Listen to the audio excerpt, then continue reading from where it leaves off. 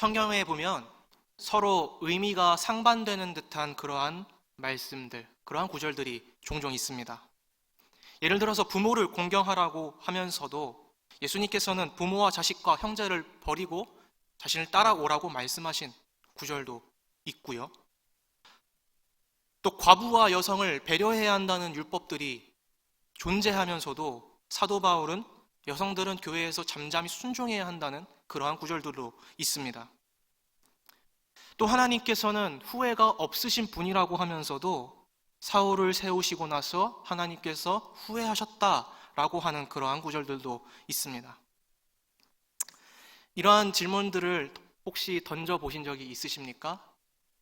일전에 교회에서 추천도서로 추천하였던 이지용 목사님의 저서 말씀을 읽다에 이러한 부분들을 자세히 다루고 있기 때문에 이 시간에는 제가 첫 번째, 두 번째, 세 번째 방금 예를 들어드렸는데 그 중에 마지막 한 가지만 들고 나머지 첫 번째, 두 번째 상반되는 그런 구절들은 책을 한번 찾아서 다시 한번 읽어보시면서 스스로 탐구해 보시면 좋을 것 같습니다.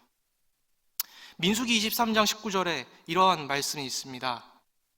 하나님은 사람이 아니시니 거짓말을 하지 않으시고 인생이 아니시니 후회가 없으시도다. 어찌 그 말씀하신 바를 행하지 않으시며 하신 말씀을 실행하지 않으시랴.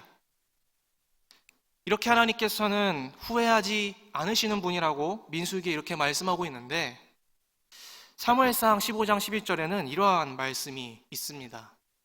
내가 사울을 왕으로 세운 것을 후회하노니 그가 돌이켜서 나를 따르지 아니하며 내 명령을 행하지 아니하였음이라 하신지라. 사무엘이 근심하여 온 밤을 여호와께 부르짖으니라. 여기서 하나님께서 후회하셨다고 하는 의미는 어떠한 의미가 담겨 있는 것일까요? 이는 성경에 담겨 있는 하나의 히브리 문학의 표현법이라고 우리는 볼 수 있습니다. 예를 들어서 이런 것이죠. 저희 부모님께서 실제로 저한테 그러시진 않지만 아이고 내가 너를 왜 낳아가지고 이런 고생을 사서 하냐 라는 그런 말을 부모님께서 저한테 직접 하신 적은 물론 없습니다. 근데 모르겠어요. 두 분이 계실 때 그런 말씀을 나눌지 잘 모르겠습니다. 아마 안 그러시겠죠? 들어보신 적 혹시 있으십니까? 이런 말을 하실 수도 있는데 그 말이 실제로 문자적으로 정말 부모님이 시간을 돌려서 우리를 낳는 것을 선택하실 수 있으신다면 낳지 않겠다 그런 뜻인가요? 그런 뜻이 아니죠. 그렇게 문자적으로 해석해서는 안 되고 그렇게 직설적으로 해석을 해서는 안 되고 그만큼 마음이 아프다라는 것으로 우리는 하나님께 수고하셨다는 것을 우리는 그렇게 이해해야 할 것입니다. 성경에는 이렇게 상반되게 보이는 것 같지만 그 시대적 상황을 통해서 말씀을 살펴보게 되면 그 본문의 의미를 정확하게 파악을 할 수 있고 또 때로는 문학적 그런 표현법을 살펴보면 또 정확히 알 수가 있습니다. 오늘 본문에도 이러한 말씀이 등장합니다. 제사 제도를 제정하신 하나님께서 제사를 기뻐하지 않으신다는 그런 말씀이 등장합니다. 이것은 도대체 무슨 의미일까요? 16절 말씀을 제가 읽어드리겠습니다. 주께서는 제사를 기뻐하지 아니하시나니 그렇지 아니하면 내가 드렸을 것이라. 주는 번제를 기뻐하지 아니하시나이다. 아멘. 이 본문을 성경 전체의 관점에서 보지 않으면 하나님께서 정말 제사를 싫어하신다고 해석을 할 수도 있을 것 같습니다. 그러나 하나님은 우리의 제사, 우리의 예배를 원하지 않으시는 분이 아니십니다. 오히려 하나님은 우리를 창조하실 때 하나님을 예배하도록 창조하셨습니다. 오늘 본문에서 다윗이 의도하는 바는 우리가 예배할 때 진정한 마음으로 다른 무엇보다 하나님을 더 사랑하는 마음으로 드리는 예배를 바라신다는 것을 다윗은 이렇게 표현한 것입니다. 다윗은 지금 하나님 앞에서 자신이 밧세바를 가늠한 죄악들을 철저하게 회개하는 과정 중에 있습니다. 이 회개를 하는 과정에 진주와도 같은 사실을 한 가지 발견하였습니다. 그것은 바로 하나님께서 원하시는 제사, 하나님께서 원하시는 예배가 바로 동물의 번제보다 상한 심령을 드리는 것이 더 중요하다는 사실을 깨달은 것입니다. 17절에 우리 17절을 다 함께 같이 읽어보도록 하겠습니다. 하나님께서 구하시는 제사는 상한 심령이라. 하나님이여 상하고 통회하는 마음을 주께서 멸시하지 아니하시리라. 아멘. 이번 설명절은 예년보다 조금 빨리 찾아온 것 같습니다. 예년에는 2월 중순, 어떨 때는 2월 말쯤에도 설이 있기도 했는데요. 이렇게 설날만 찾아오게 되면 항상 주머니가 참 부담스러운 전통 행사가 있습니다. 바로 세배입니다. 세배. 새해에 새해를 맞아서 드리는 절이다. 어린이들과 젊은이들은 집안의 어른들께 새해 인사를 드리고 세뱃돈을 받고, 또 이제 저도 세뱃돈을 한창 받았는데 저도 이제 부모님께 용돈을 챙겨드릴 나이가 어느덧 되어버렸습니다. 또 저희 아버지도 또 저희 할머니께, 살아계신 어르신들께 또 용돈을 이렇게 드리는 그러한 전통이 우리 가운데 세배를 통해서 있습니다. 이 세배를 할 때에 우리 학생들은 주로 새해 인사 혹은 덕담에 관심을 가지는 것이 아니라 어디에 관심이 많이 있습니까? 세뱃돈에 많이 관심이 있어요. 그래가지고 누가 얼마 더 많이 받았냐 이런 것을 교회 와서 자랑을 하고 있더라고요. 그런데 중요한 것은 얼마를 주고 얼마를 받았느냐가 중요한 것이 아니라 덕담을 주고받으면서 사랑을 서로 확인하고 사랑을 주고받는 것이 더 중요한 의미가 아니겠습니까? 제가 사실 올해는 부모님께 용돈을 못 챙겨드렸습니다.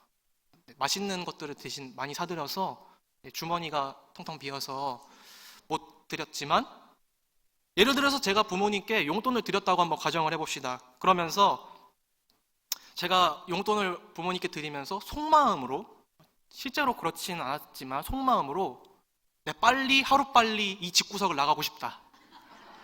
내가 우리 부모님 너무너무 싫고 짜증나고 빨리 집을 나가고 싶다라는 마음으로 용돈을 제가 쥐어드렸다고 한번 가정을 해봅시다.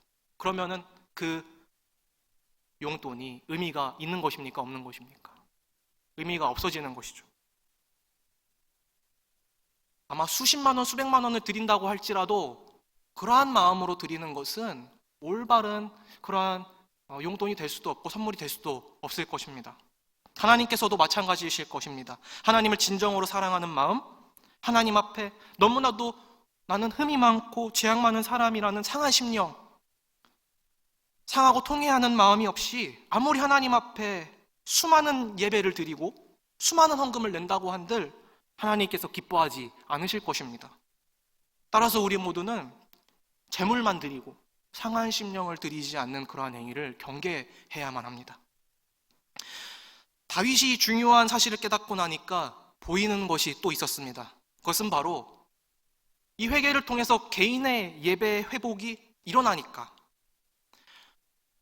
이제는 공동체, 자신이 속해 있는 공동체, 다윗이 속해 있는 공동체가 무엇입니까? 다윗이 왕으로 있는 공동체, 이스라엘 모든 백성이 하나님 앞에 올바른 예배, 올바른 제사를 드리게 해야겠다라는 그러한 소망이 그의 마음 가운데 불이 듯 일어났습니다.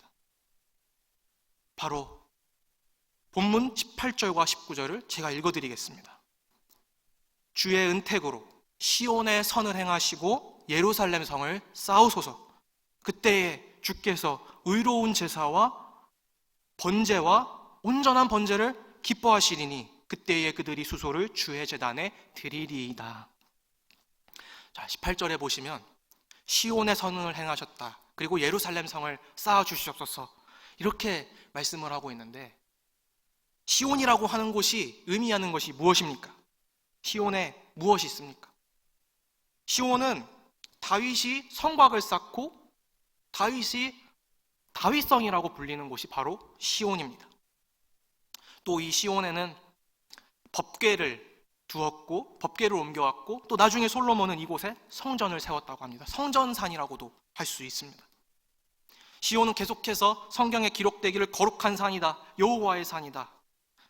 그리고 예루살렘 전체를 의미할 때도 이 시온이라는 한 단어를 사용해서도 예루살렘 전체 그리고 이스라엘 전체를 의미할 때도 이 시온이라는 단어가 대표적으로 사용되었습니다. 그리고 예루살렘은 또 무엇인가요? 예루살렘은 이스라엘의 수도가 아닙니까? 따라서 이 시온에 하나님께서 자비를 베푸시고 예루살렘 성을 쌓으소서라는 것은 일부 다윗 속해 있던 일부 사람들만 아니라 이스라엘 온 전역 전체의 예배가 회복되기를 간절히 바라고 있었던 다윗의 간구라고 할 수 있습니다.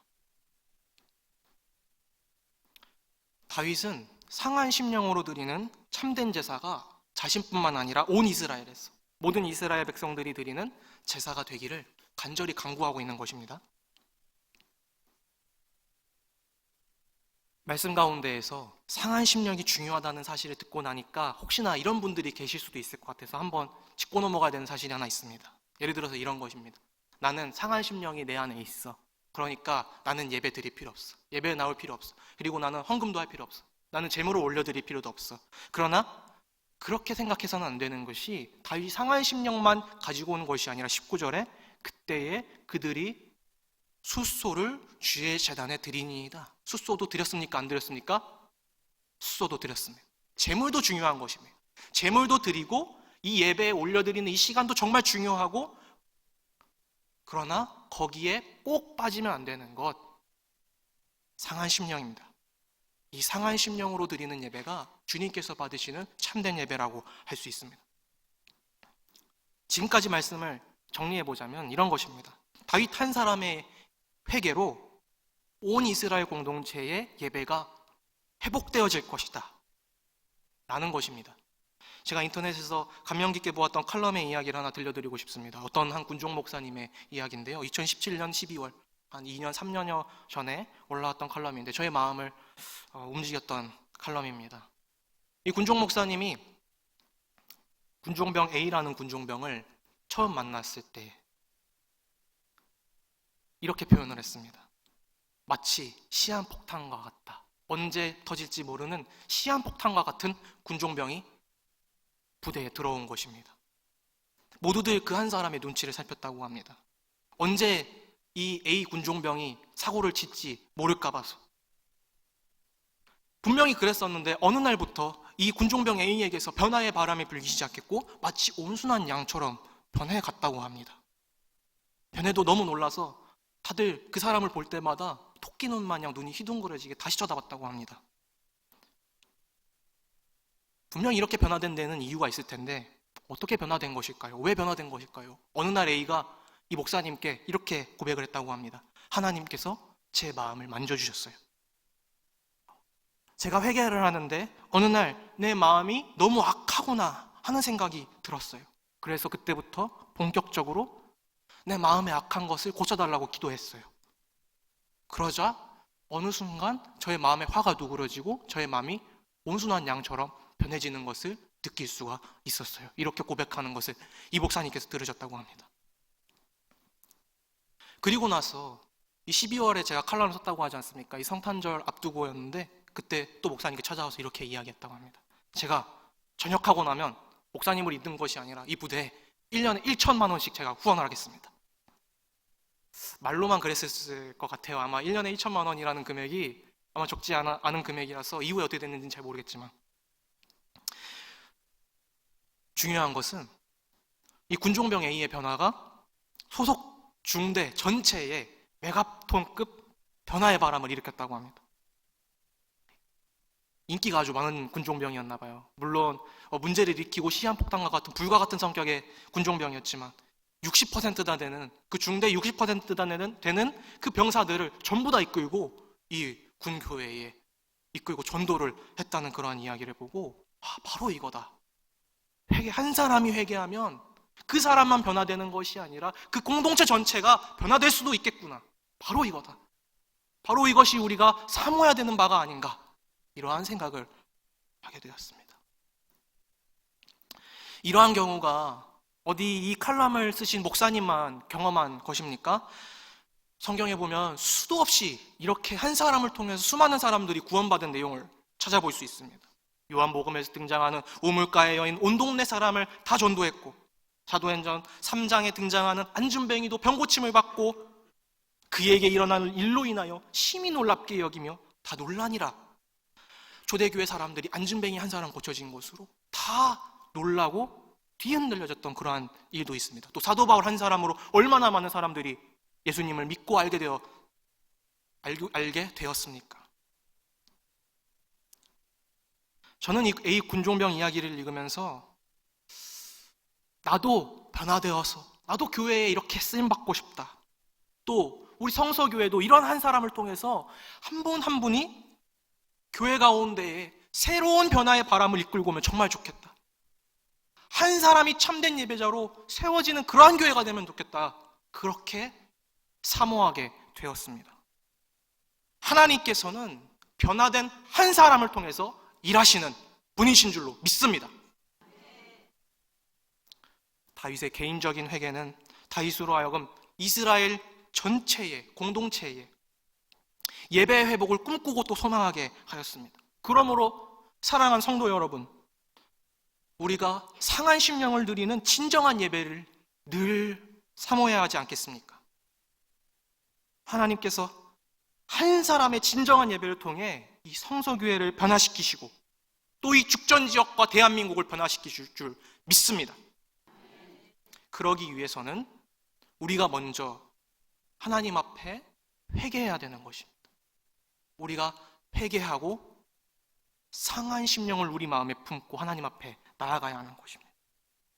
우리의 개인적인 문제들을 낱낱이 회개할 때에 하나님께서는 다윗에게 그러하셨듯이 성서교회 공동체의 예배 회복과 부흥까지도 사모하는 마음을 우리 마음 가운데 차고 넘치게 부어주실 것입니다.